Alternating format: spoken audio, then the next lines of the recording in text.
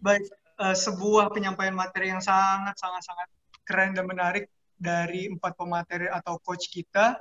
Terima kasih banyak Coach.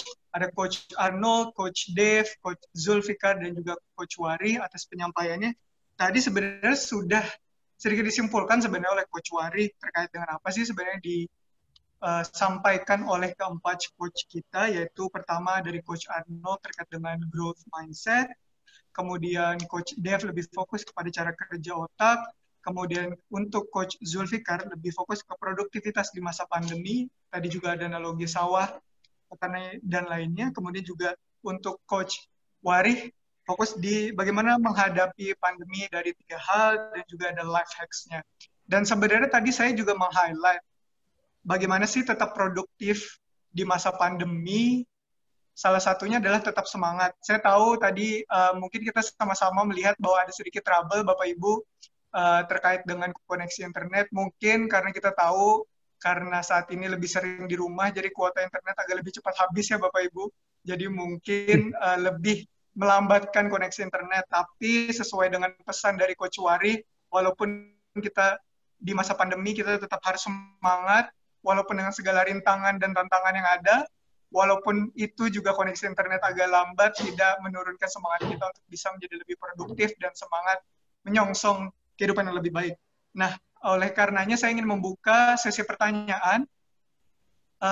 Yang pertama saya sudah catat dari Ibu WB Angel untuk Coach Arnold.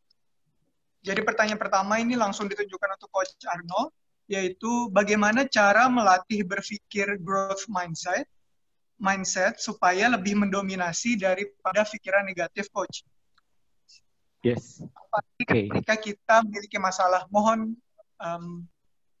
penjelasannya, Coach. Ya, terima kasih buat pertanyaannya. Sambil saya menjawab, boleh nggak tampilkan 2 slide terakhir dari materi saya, sehingga nanti teman-teman di sini punya gambaran bagaimana transformasi yang terjadi ketika kita berada di fixed mindset, lalu menjadi growth mindset, selalu ada result. Nah, saya berharap bahwa 2 slide dari terakhir saya itu bisa memvisualisasikan, oke, inilah resultnya, dan itu betul-betul yang saya alami. Oke. Boleh sambil disiapkan 2 slide terakhir yang gambar saya. Nah, tadi menjawab bagaimana melatih diri kita untuk kita tetap mempunyai growth mindset. Apa yang saya alami adalah, satu, bahwa kita mesti aware, sadar dengan keadaan diri kita. Apakah keadaan kita ini sudah baik? Apakah kita sedang ada di dalam rasa frustasi? Apakah kita sedang ada di dalam kegagalan atau kebuntuan? Setelah kita sadar tentang keadaan kita ini, maka mari kita ubah persepsi kita yang dimaknai dengan kegagalan. Kegagalan itu apa sih? Kalau orang yang terjebak pada fixed mindset, maka dia akan bilang, oke, selesai sudah, saya nggak bisa ngapa-ngapain.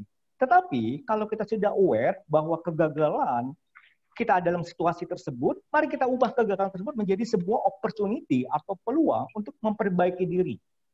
Nah, seperti yang Bapak Ibu lihat di gambar ini, sebenarnya slide terakhir saya yang tampilkan, inilah yang terjadi ketika saya mencoba untuk mengubah pola hidup saya. Jadi dari fixed mindset dulu, saya terjebak pada kondisi fixed mindset, ya sudah, hidup mesti dinikmati. Sekali ini jadi makan apa aja. Lalu yang kedua, saya punya fixed mindset, kalau tidak makan nasi, bukan makan. Padahal kalau kita lihat, kita setiap hari itu makan mie, makan nasi, makan roti, padahal sama-sama karbo. Itu fixed mindset sebetulnya. Akhirnya saya terjebak pada kondisi bahwa saya tidak hidup sehat, saya setahun sekali selalu masuk rumah sakit dan sakit-sakitan. Nah, saya sadar keadaan tersebut, oh saya nggak bisa begini nih. Terlebih dengan profesi saya sebagai public speaker, bahwa saya harus menampilkan kondisi yang fit, stamina yang fit. Dan juga bahwa outlook saya itu adalah jualan saya juga. Nah, itu sebabnya akhirnya saya aware dengan kondisi tersebut dan saya ubah persepsinya. Lalu saya melatih diri saya untuk mempelajari hal-hal yang baru. Nah, termasuk dengan pola diet yang baik buat saya itu apa? Saya dulu punya fixed mindset, nggak perlu olahraga lah ya, sudah cukup jalan kaki saja. Tapi enggak, saya ingin membuild up, melatih muscle saya. Jadi saya mesti belajar kembali bagaimana ngangkat beban yang benar, sit up yang benar, push up yang benar. Jadi ada prosesnya untuk kita tetap melatih diri kita terbiasa hidup di dalam growth mindset. Yang pertama adalah aware dengan keadaan diri kita. Yang kedua, ubah persepsi kita. Lalu yang ketiga adalah yuk kita pelajari hal baru setiap hari, sehingga hal baru tersebut menambahkan sebuah skill atau kemampuan untuk membuat kita menjadi lebih baik. Oke, nah ini yang memang saya mau tampilkan bahwa inilah proses transformasi yang saya alami dari fixed mindset menjadi growth mindset. Itu jawabannya. Terima kasih. Baik, terima kasih banyak Coach Arnold. Semoga bisa menjawab pertanyaan dari Ibu WB Angel terkait dengan bagaimana sih bisa melatih cara berpikir growth mindset dari lebih jauh daripada pikiran yang lebih negatif. Terima kasih banyak. Sudah dijawab juga dari Bu WB Angel. Terima kasih banyak atas jawabannya Coach Arnold. Sama-sama Bu Angel. Baik, terima kasih. Selanjutnya saya ingin memberikan kesempatan kepada Ibu Yeni Kristiani yang mengajukan pertanyaan untuk Coach Wari. Bagaimana untuk meng-create atau membuat agar apa yang kita pikirkan di awal terhadap suatu kasus bisa lebih positif? Mohon bisa jawaban dan juga penjelasannya Coach Wari. Dipersilakan. Oke, ya terima kasih. Kalau misalnya bisa ditayangkan, boleh ditayangkan bagian mobil perilaku. Nah, Mbak Yeni, bagaimana ya caranya supaya kita bisa berpikir lebih positif sejak awal? Sama sih seperti yang tadi Coach Arnold katakan bahwa kita perlu latihan nih, gitu ya, perlu latihan. Nah, kalau dilihat dari mobil perilaku, di situ kan yang roda depan ada yang acting, thinking, feeling, fisiologi. Sebetulnya salah satu kita ubah, maka 3 hal lainnya akan terubah. Pada saat kita ingin berpikir positif, berarti kita bisa mengandalkan roda depan satunya, yaitu acting. Katakanlah misalnya nih, gitu kan ya, kita lagi berpikiran misalnya gini nih, mungkin teman-teman yang memiliki putra di SD gitu ya, kan saat-saat ini kan perlu mendampingi anak untuk belajar. Dan kemudian kok kayaknya bawaannya kita panas aja nih, karena kok kayaknya anaknya santai-santai nih, gitu kan ya. Nah, bawaannya kan kita marah kan, gitu. Apa sih yang bisa kita lakukan, gitu kan ya. Nah, yang bisa kita lakukan adalah kita pergi aja dulu. Jadi ini acting, gitu ya.